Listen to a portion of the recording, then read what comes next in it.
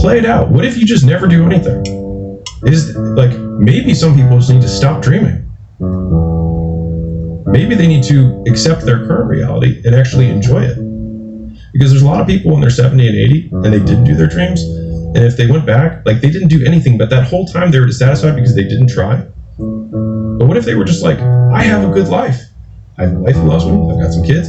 I have a job that I don't mind it, pays the bills. I mean, if you go back 500 years, most people are like, man, this is my passion. It's like, dude, I'm just rowing a boat across a ferry. That's what I do. That's what my dad did and his dad did. Like, this is how we eat. And so, like, we have these idealized versions of purpose that I think Instagram and all this stuff kind of make terrible. But, like, I think there's a lot of honor in work, period. And I think a lot of people fool themselves by thinking that what they do for some reason is not. And I think a lot of it is like the internal versus external part of, like, I was saying what I said earlier about, like, I believe these things to be true about the universe or like the world. But a lot of those are like, what do I believe about myself? Which is like, I can choose to do work in this way, which then I can derive joy from. So, like, if I'm shoveling shit, I can choose to be like, I will be the best shit shoveler because I believe that I will figure out how to do this more efficiently, and I will get better, and I'll have calluses on my hands, and I'll have a better back and whatever. But I will do this well. And I think you can find joy in work if you decide to do it. So, on one hand, if your dream causes you so much pain, then you will quit what you're doing and do it. And if it doesn't cause you enough pain that you're not pursuing it, or that you don't, like, if you don't feel like you're in a cage right now, then maybe you're not in a cage. Now that's some powerful motivation.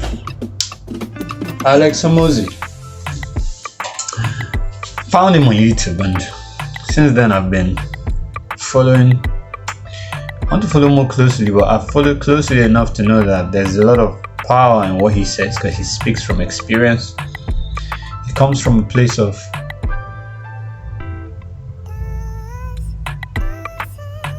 paying the price. That's the best way I can put it. I've been paying the price. I've been in a loop for about 5 years now.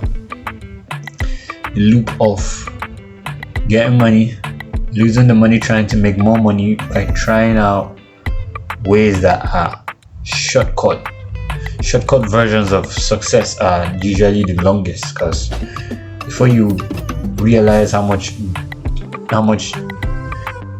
ditch you have dug yourself into, most times it may end up being too late. You lose age, you lose vigor, you lose motivation, you lose friends, you lose the trust of those who are supposed to partner with you. In my case, I went into Forex trading, and Forex trading is not for a beginner when you don't have money. I didn't have money, I was a beginner, and I was in a hurry to make a lot of money to buy some equipment for my studio. My experience has been that if I had spent those years and all that money developing a skill, or chasing the different components that will couple my dreams together, by now I probably would have made success. But on the flip side, it was probably important that I lost all those years and money, because I learned some valuable lessons along the way. Now I see myself as a recovering gambling addict, because it gave a high, it gave a rush, it gave a lot of dopamine, adrenaline, and my system needs to get that out. Once in a while the thought will come and try to draw me back in, lure me back in, but I'm like, nope, we've been through this, the phase of quitting for a while. Then when your funds accumulate, rather than buying what you need to buy, you get that call, that nudge. Hafa, let's try this again. No, you have to discover and label it for what it is. Discover it's a problem, label it as an addiction, and tackle it by getting rid of your triggers. I uninstalled all my trading apps. I try to blot it out of my mind. When I'm scrolling through the internet and an ad for a Forex maybe prop firm or broker or course, mentor, whatever pops up, I not only scroll off, I actually go into the options and deactivate preference.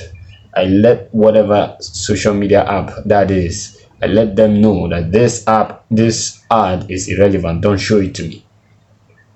And I remove myself from seeing Forex related stuff, So the holes in my pocket were Forex trading and soccer betting once in a while. Soccer betting used to be a huge problem, but it got replaced by Forex. Soccer betting used to take a lot of my money.